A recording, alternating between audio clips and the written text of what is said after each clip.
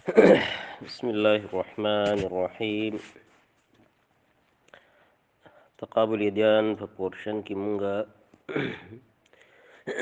ابتدا کې د یهودیت او عیسایت په باره کې غټې غټې خبرې ذکر کړې وي.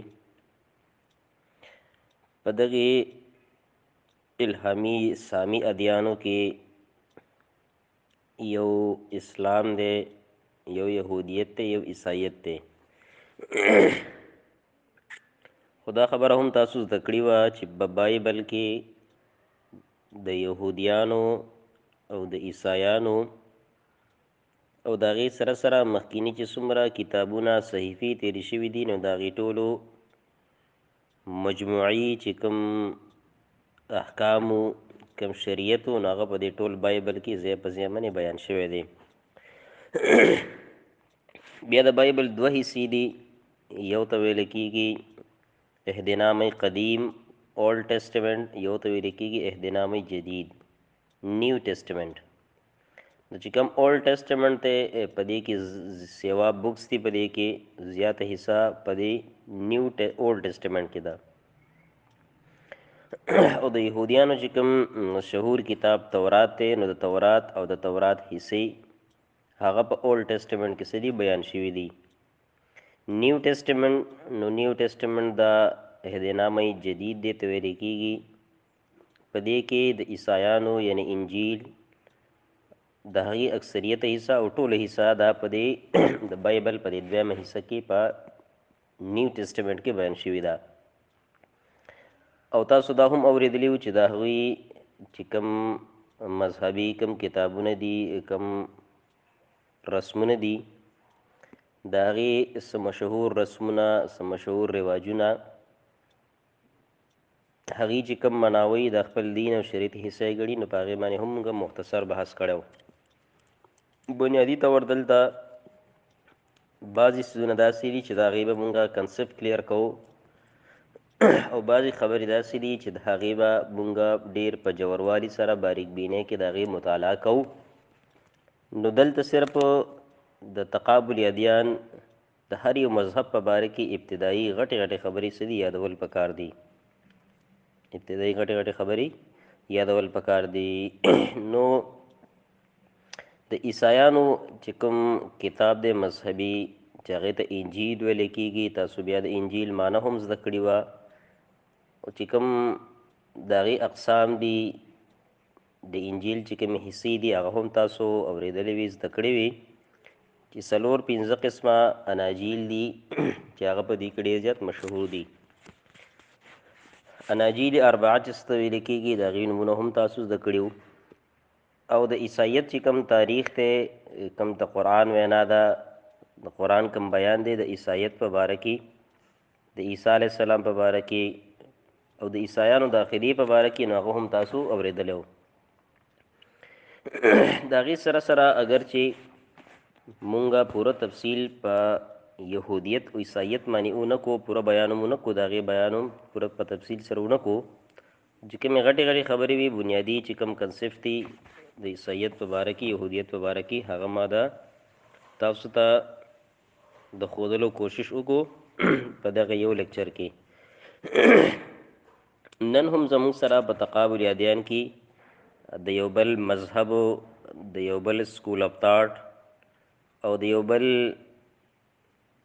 په مخته ځمکه باندې د اوسېدونکو د ژوند د تېرولو چې کوم د خپل ځان دپاره کوم اصول، کوم پرنسپل وضع کړي دي، نو په هغې باندې به بحث کوو. اولنی په دغې کې هندو مت دی.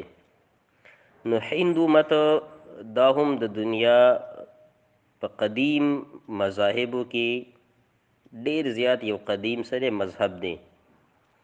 د هندوازم آغاز هغه ډېر مخکینی دی، ډېر څه دی مخکینی دی. او بعضې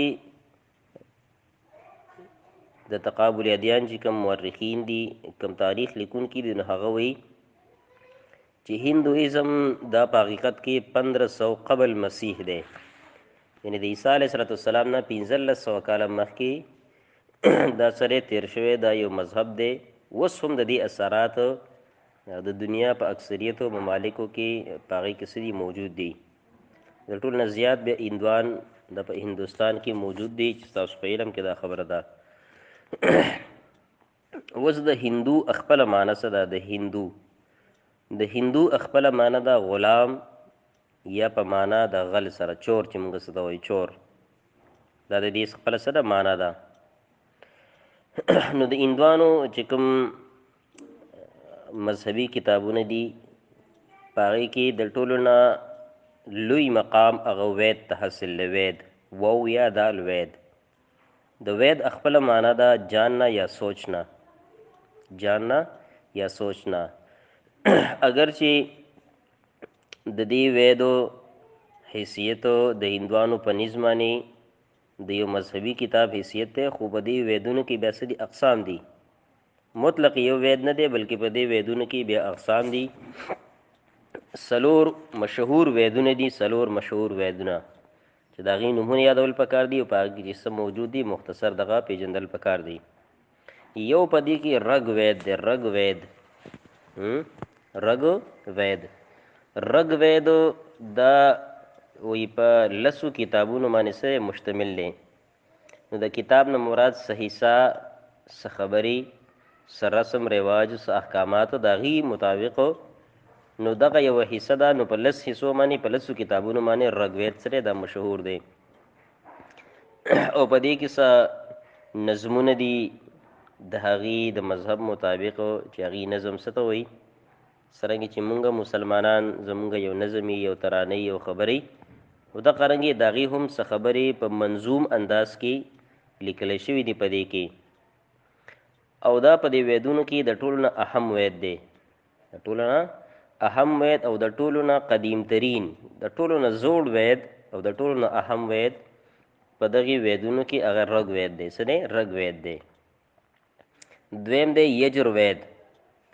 یجر وید نو دا هم د دې په دغې کتابونو کې یو کتاب دی چې دا هم په نظم او په نثر باندې مشتمل دی. نظم پکې هم دی، نثر پکې هم دی. نظم تاسو پیژنئ، هغه مقفا مسجع کلام، ٹھیک ده؟ هغه مقفا مسجع کلام چې هغه د نظم او په یو منظوم انداز کې هغه مرتب شوی. او نثر هغه دی چې هغه مقفا مسجع نه دی بلکې یو روان کلام دی، یو روان سره خبره ده. دې ته نثر ویل کېږي. نو نظم او نثر باندې مشتمل دا کتاب دی. په دې کې سمنترونه دي، دعاګانې دي پکې، او د هغې چې کوم مذهبي کوم رسوم دي نو د هغې مجموعه هغه څه دی، هغه یجر وید دی. نو په یجر وید کې منتر دي، دعاګانې وغیره دا پکې دي. دریم د دې د عطر وید. عطر وید نو دا کتاب هم څه خرافات او د ځانه جوړ کړی شوي څه خبرې، جادو، منتر او ټوټکې وغیره هغه په دې کې څه دي ذکر دي، هغه په دې کې ذکر دی. نو دا په دې کې څه دی؟ عطر وید دی. څلورم دی سام وید. نو په سام وید کې اشعار دي، دعاګانې دي، ٹھیک ده؟ او د هغه دعاګانې هغه اشعار دي چې عام طور د خوشحالۍ په موقع باندې خلک وایي. نو دې ته څه ویل کېږي؟ دې ته سام وید ویل کېږي. نو څلور ویدونه زموږ رګ وید چې دا د ټول نه قدیم دی، بیا دی عطر وید، ٹھیک ده؟ یجر وید، او دریم دی عطر وید، او څلورم دی سام وید. نو دا څلور ویدونه څه دي؟ دا مشهور دي. دا د دې هغه مذهبي لیټریچر دی، ٹھیک ده؟ د دې هغه مذهبي لیټریچر او کتاب دی، کتابونه دي. د دې نه علاوه د دې په مشهور کتابونو کې راماین او مهابارت، راماین، مهابارت، بھگوت گیتا وغیرہ وغیرہ دا هم د دې په دې مشهورو کتابونو کې څه دي؟ په کتابونو کې مشهور کتابونه دي چې دې ته هم لوی حیثیت سره حاصل دی. په دې کې لوی حیثیت په دې کې حاصل دی. لکه څرنګه چې موږ وایو چې قرآن زموږ مذهبي کتاب دی، احادیثو زموږ د دین او شریعت کې هغه لوی حصه لري. بیا په حدیثو کې چې کوم کتابونه دي هغه هم لوی حیثیت لري. د هغې سره سره چې کومه فقه ده نو هغه هم د دغې قرآن او حدیثو د هغې وضاحت دی. نو د دې ټولو ته یو مذهبي حیثیت حاصل دی. په څنګه چې په مسلمانانو کې دې ته د عقیدت او د ایمان په نظر باندې کتلی کېږي، نو دغه رنګې دې هندوانو هم چې کوم کتابونه دي په هغې کې هم دې ته دغه لوی حیثیت سره حاصل دی. افنیشد اپنیشد افنیشد دا هم د دغه اندوانو سره متعلق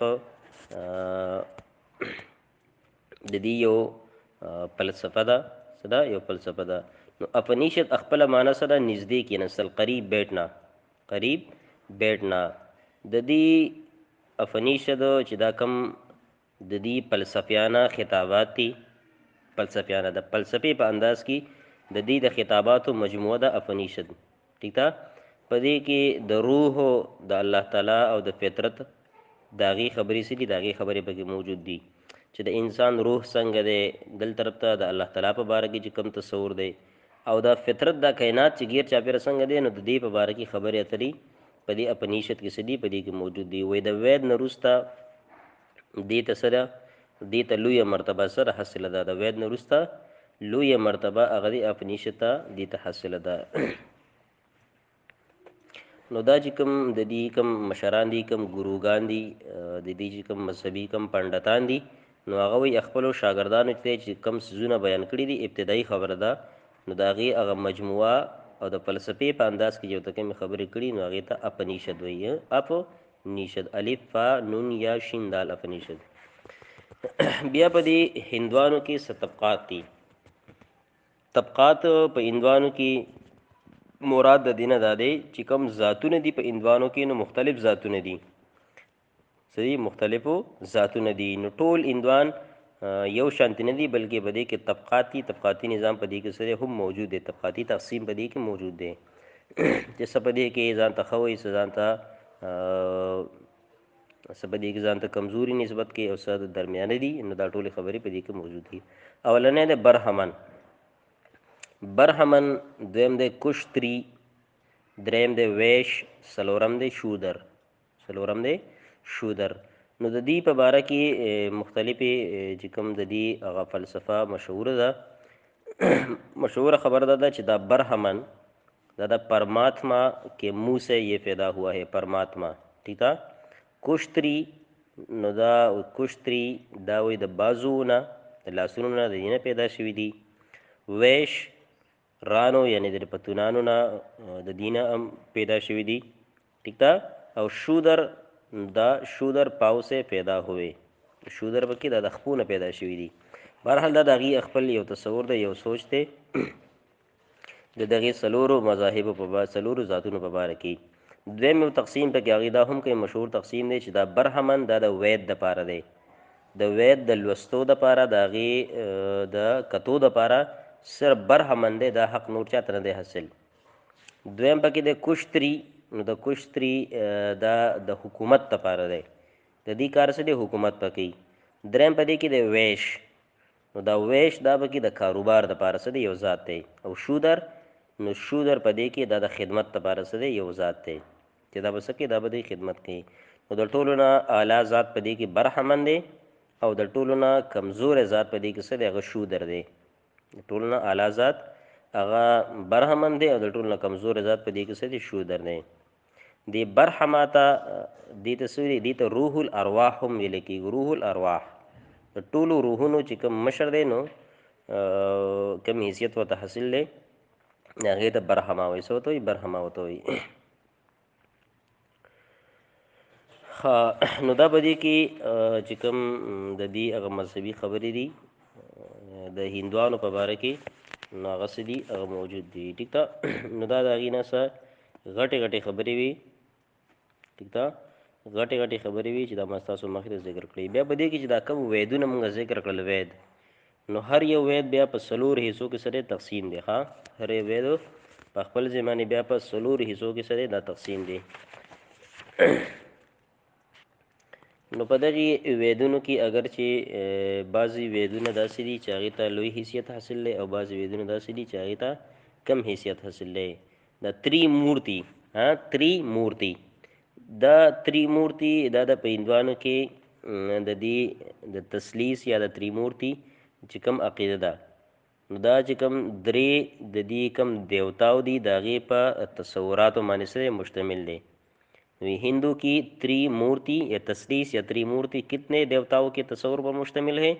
नो दा द्रेव खुदायानो د هغې چې کوم تصورات دي په هغې باندې مشتمل دی. دې ته تریمورتي وایي. ښه څه ورته وایي؟ تریمورتي ورته وایي. نو دا برهما چې کوم دی، برهما هندوان دی، برهما ته څه وایي؟ دته خالق ورته وایي. څه ورته وایي؟ خالق ورته وایي. پیدا کوونکی دی چاته وایي؟ برهما ته وایي. ٹھیک ده؟ برهما ته څه وایي؟ دې ته خالق وایي. او د هندوانو په نسبت باندې د کائنات د هغې باقي پاتې کېدل، د هغې خوشحالي او د هغې هر څه د دې ذمهداري د کم دیوتا او د کم معبود او د خدای په نگرانۍ کې ده. نو دا وایي چې دا ویشنو کم دی، ویشنو ته حیثیت حاصل دی په هندوازم کې، د کائنات د بقا، د خوشحالۍ، د پرورش وغیرہ حیثیت ہوتا حاصل دی. بل په دې کې دی شیو. ٹھیک ده؟ شیو چې کوم په دې باندې د شیوا کارټون وغیرہ هم مشهور دی. نو دا شیو چې کوم دی د هندوانو په نسبت باندې د قهر او د جلال، د زبردستۍ، د زور او زبردستۍ، د قهر او جلال د هغې سره د هغې یو دیوتا دی، د هغه سره د هغې یو دیوتا دی. د هغې سره سره په هندوانو کې د نجات، ټیک ده، د خلاصي، د نجات او د ځان د خلاصولو د هغې چې کوم طریقې دي، نو هغه هم په دې کې ذکر دي چې هغه 3 طریقې دي. څو طریقې دي؟ 3 طریقې دي. ټیک ده؟ نو دا ده چې په دې کې د دې چې کوم مختلفې خبرې دي نو هغه څه دي؟ مشهورې دي. تاسو به ټایم په ټایم سي هغه به د تقابل ادیان چې کوم سټوډنټان دي نو هغې به اورېدلي. په دې کې یو ورن په نوم باندې یو لفظ استعمالیږي، ورن. ټیک ده؟ نو دا ورن دا د دې چې کوم طبقاتي تقسیم دی، طبقاتي کم تقسیم دی. نو په دې کې د ورن دا لفظ دا سره ډېر استعمال، واو را نون ورن. نو د ورن خپله معنی څه ده؟ رنګ. څه دی؟ رنګ دی. د ورن خپله معنی څه ده؟ رنګ دی. بیا په دغې هندوانو کې د دې چې کوم تحریکونه دي یا د دې چې کوم بانیان دي، ټیک ده، نو هغه هم د تاریخ په کتابونو کې، د تقابلیان په کتابونو کې تاسو هغه کتلی شئ. ټیک ده؟ دا هندوانو بیا چې کوم مختلف د دې په منځ کې چې کوم طبقات دي، کوم د دې مختلف تحریکونه دي، ټیک ده، نو هغه هم او د هغې مختلف بانیان هغه هم که تاسو د تقابل ادیان په کتابونو کې ګورئ هغه کتلی شئ. نو دا د مزید اضافې لپاره چې په دې هندوانو کې بیا چې کوم تحریکونه دي ځان لري، د هر یو بانی، د هر یو پاونډر هغه ځان لري. ټیک ده؟ د آریا سماج دا هم په دې کې چې کوم دی یو ځانه په دې کې یو تحریک دی. دا سوامی دیانند سرسوتی. ٹھیک ده؟ نو دا وایي د آریا سماج بنیاد دا سوامی دیانند یا سرسوتی چې وغیرہ دی دا د کې ایښودی دی په 1875 کې ایښودی دی. نو څه پکې اوسنۍ خبرې دي، اوسنۍ پکې وروسته دا تحریکونه بیا پیدا شوي دي، خو اصل کې دا په حقیقت کې ډېر زوړ او مخکینی سره دا یو تحریک دی او یو مذهب دی. د هندوانو چې کوم تهوارونه دي، عام طور چې د دې کوم رسمونه رواجونه دي، نو په هغې کې څه مشهور دي؟ یو پای کې دیوالی ده. دیوالی دا یا واو الف لام یلی، دیوالی. نو دیوالی دا په حقیقت کې د دې یو تهوار دی. 4 ورځې دا تهوار مناوهلی کېږي، خو د ویشنو چې کوم پیروکار دی، ویشنو. ټیک ده؟ ویشنو تاسو وی چې ویشنو هغه معبود دی د دې چې د کائنات د بقا او د خوشحالۍ او د پرورش ذمهداري د دې دیوتا سره په زیر نگراني باندې ده. نو د ویشنو چې کوم پیروکار دی، ټیک ده، نو هغه په دې 4 ورځو کې څه کوي؟ د مندر تاج پوشي کوي، مندر ته ښایسته جوړې جامې ورته ورچوي، مټایانې تقسیموي، په هغې باندې چې کوم دی چراغا کوي. 4 ورځې پورې چې کوم دا رسم وي دا مناویږي. دې ته دیوالی ویل کېږي. څه ورته ویل کېږي؟ دیوالی ورته ویل کېږي. دویم د دې یو بل تهوار دی، هغې ته هولي وایي. هولي. ټیک ده؟ نو هولي دا بسنت دی. ټیک ده؟ بهار او رنگ بکیا را جاتا ہے. نو دا هغه هولي ته دا د بسنت په میاشت کې، ټیک ده، ساري دا هغه د دې هغه رسم دی چې په کم کې دی په یو باندې رنګونه ورچوي. څه پې ورچوي؟ رنګونه ورچوي. څه پې ورچوي؟ رنګونه په یو بل باندې ورچوي دي. نو دا پکې دویم د دې یو تهوار دی. دریم تهوار د دې چې کوم دی راکي بندن. راکي بندن. نو راکي بندن د دې داسې یو تهوار دی چې کوم حقیقي رونه خویندې دي، ټیک ده، او یا حقیقي نه دي بلکې په خوله ویلې باندې رونه خویندې دي، نو د هغې په دې لاس باندې چې کوم یوه داګه او یو تار تړلی کېږي. ټیک ده. نو دغه چې کوم رسم دی دې ته راکي بندن ورته وایي. څه ورته وایي؟ راکي بندن ورته وایي. ټیک ده. دا څه وایي دلته؟ وایي راکي بندن حقیقی یا منہ بولی बहन भाइयों की कलाई पर सिलवानों के दागे बांधती है. ये सावन में मनाया जाता है. ठीक था. دا सावन په موسم کې مناوهله کیږي. نو دا پکې درېیم دی. څلورم نمبر دی دو صحرا. دو صحرا. نو د دو صحرا خپله معنا څه ده؟ 10 روزه، 10 ورځې. ٹھیک ده.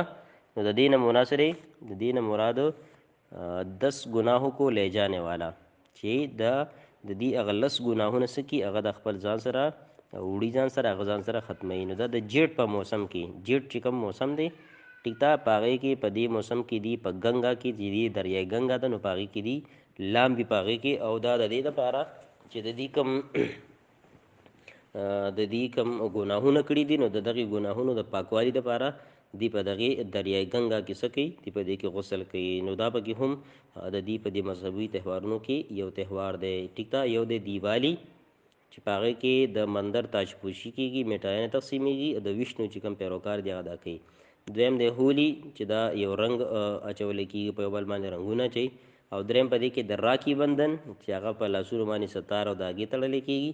او څلورم نه دو صحرا چې په دې کې د جیټ په موسم کې په دریای ګنګا کې په هغې کې غسل کولی کېږي یا په هغې کې لامبي، د دې لپاره چې ګناهونه زموږ نه څه شي؟ ګناهونه زموږ نه صفا شي. نو دا د هندو ازم په باره کې څه خبرې مونږ څه کړې، دا خبرې مونږ ذکر کړلې. ها د هغې سره یو بل چې کوم زوړ یو مذهب دی، یو سکول آف تاټ دی. ټیک ده. یو سکول آف تاټ دی. نو په هغې کې زموږ سره دی بود مت. ټیک ده. نو بود مت دا هم یو زوړ مذهب دی، یو زوړ سکول آف تاټ دی. د بود خپله معنا د بود خپله معنا د عابد، زاهد، عقلمند. ټیک ده. دا د سنسکرت زبان څه دی؟ دا د هغې لفظ دی. سنسکرت زبان سره دا د هغې لفظ دی.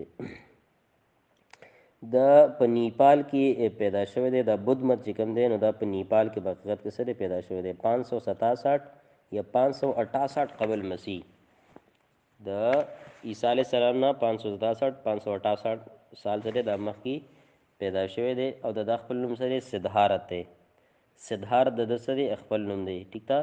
د دې د مور نوم چې کوم دی هغه مهایا دی. مهایا د مور نوم دی. او د دې چې کوم خاندان دی نو هغه توشتري دی. ها خاندان سره توشتري د دې سره خاندان دی. بودا یا دا بود مت چې کوم دی د 35 سال په عمر کې دته نروان چې کوم دی سره حاصل شوی دی. سره نروان حاصل شوی دی. د دې چې کوم مذهبي کوم سکالري مذهبي چې کوم مشري هغې ته بکشو وایي. څه ورته وایي؟ بکشو ورته وایي. او هغه څنګه لباس اغوستی؟ نو زیړ رنګ په زیړ رنګ لباسي هغه اغوستی. زیړ رنګ لباسي هغه اغوستی. ټیک ده. بعضې خبرې د هغې هغه اصطلاحات دي، کوم ټرمز دي، نو انشاءالله په هغې باندې خبره کوو. نو د ګوتم بدو تاسو مختصر دا واورېدله چې دی په نیپال کې څه دی پیدا شوی دی. په نیپال کې څه دی پیدا شوی دی. د ده په باره کې عبدالرحمن کیلانی چې کوم تیسیر القرآن کوم د هغه تفسیر دی او داسې نور هم کتابونه لیکلي، او بعضې نور علما هم د ده په باره کې دا خبره کړې د ګوتم بدھ په باره کې چې په قرآن کې د کم پیغمبر نوم دی د ذوالکفل. د ذوالکفل د کم پیغمبر واقعه کم تفسیر چې په قرآن کې راغلی دی دغه صرف نوم راغلی دی، نو د هغې نه مراد وایي څه دی؟ ذوالکفل نه مراد ګوتم بدھ دی. بعضې علماو چې کوم دی دا خبره ذکر کړې ده، خو دا صرف د هغې د دې حالاتو او د هغې د دې نوم او د دې ګیر چاپېر د دې څیزونه سره د دې نه دا معنا خاص کړې ده. نو ذوالکفل دا په حقیقت کې ذوالکفل کفل والا. ټیک ده. نو کفل والا مطلب کپل وستو. کپل وستو د اصل کې دا کفل دا د نیپال چې کوم دی څه دی؟ یو علاقه ده. ټیک ده.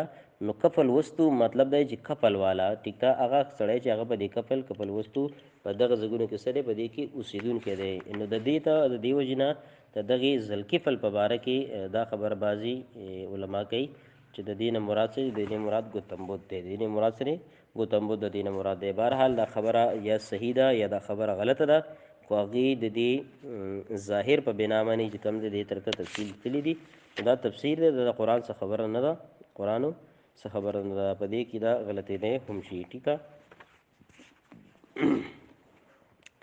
په دې مذهبي چې د دې کوم کتابونه دي د دې بودھ مت ټیک ده د بودھ مت چې کوم مذهبي کوم کتابونه دي او یا د هغې چې کوم تحریک دی د هغې چې کومې خبرې اترې دي نو په هغې کې په دې بودھ مت کې دوه غټې فرقې دي دوه غټې فرقې څه دي په دې بودھ مت کې دي د یو نوم دی مهایان او د بل نوم دی حنایان او مهایان نو دلته چې کوم نوٹس ما سره دي نو په هغې کې د مهایان چې کوم تعریف لیکلی دی نو ویدا یعنی بڑا پہیا یا بڑی گاڑی اس میں بہت سے لوگ بیٹھ کر نروان کا سفر حاصل کر سکتے ہیں نو دا مهایان دا د دې په نسبت باندې د هغې فرقې نوم دی چې دوی په یو غټ ګاډي کې کینی ټیک ده او یو علاقه یو ځای دی د هغې ته څه وکړي د هغې د سفر وکړي د نروان د حاصلېدو دپاره نو نروان څه ته ویل کېږي نو دا د دې هغه مذهبي یو اصطلاح ده چې مونږ دې ته د روحانیت نوم هم ورکولی شو د روحانیت ټیک ده او د علم او د پوهې دپاره د حاصلولو دپاره خاص کر په دې کې چې کوم روحانیت هغې حاصلول غواړي نو د دغې مهایان چې کومه فرقه ده د هغه د خپل روحانیت او د هغې چې کوم یو مذهبي کوم مقام ورته ویلی کېږي د هغې د حاصلولو دپاره څه کوي سفر کوي دویم دی حنایان نو په دې کې هم معمولي خلک په یو وړوکې غونډه کې ګاډي کې هغه ناست وي او هغه څه کوي هغه سفر کوي اگر چې په دې کې دا خبرې چې کوم په دې بودھ مت باندې کوم موویز جوړ شوي دي نو په هغې کې هم دا خبرې په هغې کې هم موجود دي نو حنایان دا یعنی چوٹا پہیا جس میں چند آدمی سوار ہو کر نروان کا سفر کر سکتے ہیں ٹھیک تھا نو د نروان د حاصلېدو دپاره چې دوی کم سفر کوي ټیک تھا نو دغې د څه ویلې کېږي دې ته حنایان وایي نو دا پکې دوه څه دي غټې فرقې دي پکې د ګوتمبدو د لاش په باره کې چې کوم خبره مشهوره ده نو هغه وایي چې دا ګوتمبدو کله وفات شو نو د ده د لاش او د ده د جثه د اوس وځولی شوله دا چې کله اوس وځولی شوله نو دا په د نن سبا چې کوم او په مختلفو ځایونو کې د دې دغه د لاش چې د کومه هیره ده دا دفن کړلی شوله څه شوله دفن کړلی شوله ټیک ده بیا په دې کې چې په کم ځایونو کې دا دفن کړلی شوله په هغې باندې غټې ګنبدې څه دي غټې ګنبدې جوړې کړلی شولې چې هغې ته څه وایي هغې ته سټوپا وایي سټوپا که تاسو په دې کې ګیر چاپېره تاسو تللی نو په دې کندراتو کې او په دې تخبۍ کې په دې مختلف ځایونو کې چې کوم د دې هغه اثرات هغه اوس هم موجود دي نو سټوپا څه شی دی دا یو څلور ګوټه غونډه کې چبوتره ده یو میز یو ټیبل او یو ګنبد ورته هم تاسو ویلی شئ چې په دې باندې دي څه کم ناسي عام طور چې کوم د انډین چې کوم موویز دي نو په هغې کې که تاسو وګورئ نو په هغې کې د دې دغه خلک چې کوم دي دا په د دغې کاڼي او د دغې سټوپې په دې منځ کې صحیح په دې کې ناستي نو دا د دې هغه مذهبي چې کوم خلک دي د هغې دپاره د ناستې ځای دی د ګوتمبد چې کوم عقاید دي نو عقایدو په باره کې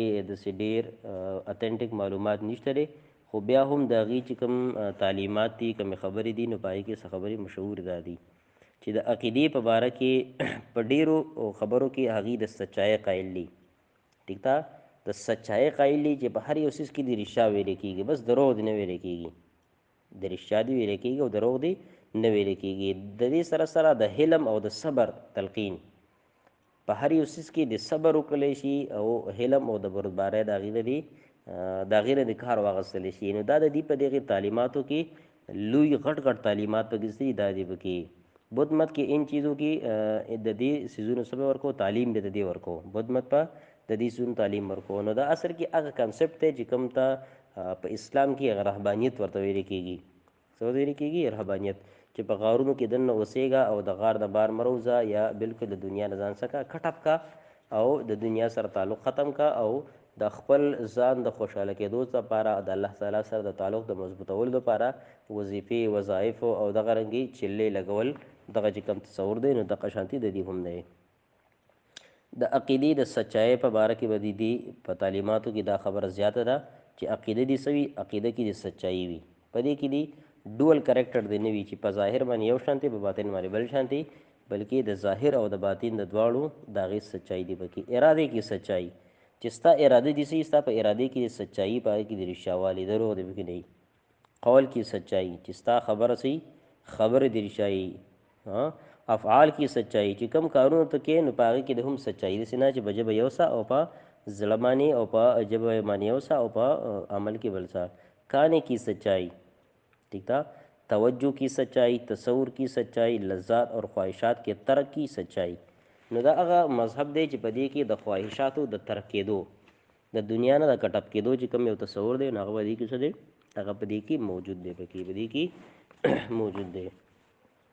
د دې نه علاوه چې کوم حقوق او فرایض دي نو د هغې په باره کې هم د دې تعلیمات موجود دي. ټیک ده، چې د والدینو حقوق دي، فرایض دي، د اولاد حقوق او فرایض دي، د استاد حقوق او فرایض دي، د شاګردانو حقوق او فرایض دي، د ښځو د خاوند حقوق او فرایض دي، د غلام او د آقا د هغې حقوق او فرایض دي. د دې علاوه نور هم ډېرې خبرې نو دا په دغې د بود مت چې کوم تعلیمات دي، د دې چې کوم حقوق او فرایض دي نو د هغې دا خبرې څه دي، دا مشهورې دي. نو که دې خبرو ته تاسو وګورئ نو دا خبرې بالکل د اسلام بالکل هغه فیور چې کوم تعلیمات ته وایي نو هغه تعلیمات دي. اسلام هم دا وایي چې ستا اراده دې صفایي، سوچ، فکر، عمل، عقیده، خوراک، څښاک، هر یو څه تاریخي صفایي، د خواهشاتو نه، د غیر ضروري څیزونو نه، د هغې نه دې ته ځان څه کړي، د هغې نه ځان دې کټ اپ کړي. ټیک ده، چې کوم ستا لپاره حلال دي نو هغه خو هسې هم حلال دي، خو چې کوم غیر ضروري څیزونه دي د هغې نه څه کړي، ځان د هغې نه منع کړي. د دې سره سره د حقوقو چې کوم بحث تاسو واورېدو نو اسلام هم د دې موږ ته حکم کوي چې د مور حق دی، د پلار حق دی، د استاد حق دی، د غلام حق دی، د مشر حق دی. نو د دې د حقوقو څه دي دا خلک هم قایل دي. ټیک ته، دا هم څه دي، قایل دي. نو د دې پوره یو لوی هسټري ده د بود مت. نو چې هغه تاریخ کم خلک وګوري نو د دې په باره کې بیا دا ګمان د دې پیدا شي چې د دې چې دا کم تعلیمات دي او د دې چې دا کمې خبرې دي نو دا بالکل د اسلام مطابق دي. الا څه خبرې اترې پکې داسې هم دي چې هغه د ټایم ټو ټایم سره څه دي، ګډې وډې شوي دي، خلکو پکې د خپل ځان نه څه خبرې ورننه باسلي دي. خو نور د دې چې کوم تعلیمات دي که هغې ته وګوري نو په هغې کې فیور تعلیمات د اسلام او د شریعت مطابق څه موجود دي. نو ځکه د دې په باره کې بعض علما دا خبره کوي چې دا چې کوم یو مذهب دی نو دا یو الهامي مذهب دی. ټیک ده، کېدای شي په هغه وخت کې دته چې کوم دی هم صحیح وحي ورته شوي، وحي ورته شوي ورته او د وحي په ذریعه باندې د چې کوم د خپل تعلیمات دي دا د دغې وحي نه صحیح د هغې نه مرتب کړي. اگر چې په موجوده زمانه کې د دې چې کوم تصور او کم سوچ او کم څه موجود دي نو هغه ډېر زیات بدل دي. داسې د هندوانو هم ډېر زیات بدل دي، صحیح ده. نو داسې خو په مسلمانانو کې هم ډېرې زیاتې کمزورۍ داسې د وخت سره سره چې کوم خرافات دي، کم د دین کم اوریجنل او اصل کم شیپ دی نو په هغه صورت کې اگر چې په قرآن او حدیث کې موجود دي خو د مسلمانانو غیر چاپېره چې کوم اعمال دي، کم افعال دي او ډېرې خبرې داسې دي چې هغه دي د خپل مذهب حصه ګرځولې ده، دی د خپل ځان لپاره د ثواب او د جزا او د سزا حصه ګرځولې ده. اگر چې دا په اسلام کې نشته دی، خاص کر د خرافات او ځان نه جوړ کړی شوي چې کوم رسمونه دي، کوم بدعات دي، دا ټول چې کوم دی په دې کې بیا راځي چې دا دي د خپل ځان نه څه دي ګرځولي. دا په دې مخکې ورځو کې دا اوس چې په دې میاشت کې کم میلادونه ځای په ځای باندې مناویږي، نو په دې میلادونو کې عجیبه عجیبه داسې حرکات او داسې خبرې سړی واوري چې هغه بالکل د انسان عقل دې ته حیران شي چې مسلمان څنګه داسې کولی شي.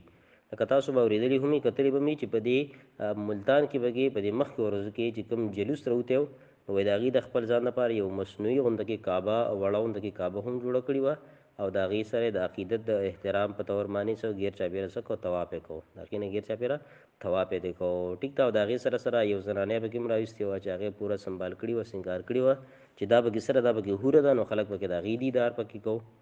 نو دا خو دا په اصل کې په حقیقت کې دا څیزونه نشته دی. دغه رنګې په شیعګانو کې چې کوم د هغې کوم عقاید دي چې کوم خراب شوي دي نو اصل خو د حقیقت دا دی چې د دین اسلام چې کومې خبرې دي نو بالکل پیور او بالکل صفا دي، بالکل پیور او بالکل صفا دي. ټیک ده نو د دې وجې نه بعض علما د دې په باره کې دا خبره کوي چې کیدای شي دا ګوتم بودو صحیح دا هم په دغې پیغمبرانو کې یا په دغې مذهبي خلکو کې یو کس موجود دی. والله عالم، خبره ټیک هم کیدای شي او غلط هم کیدای شي.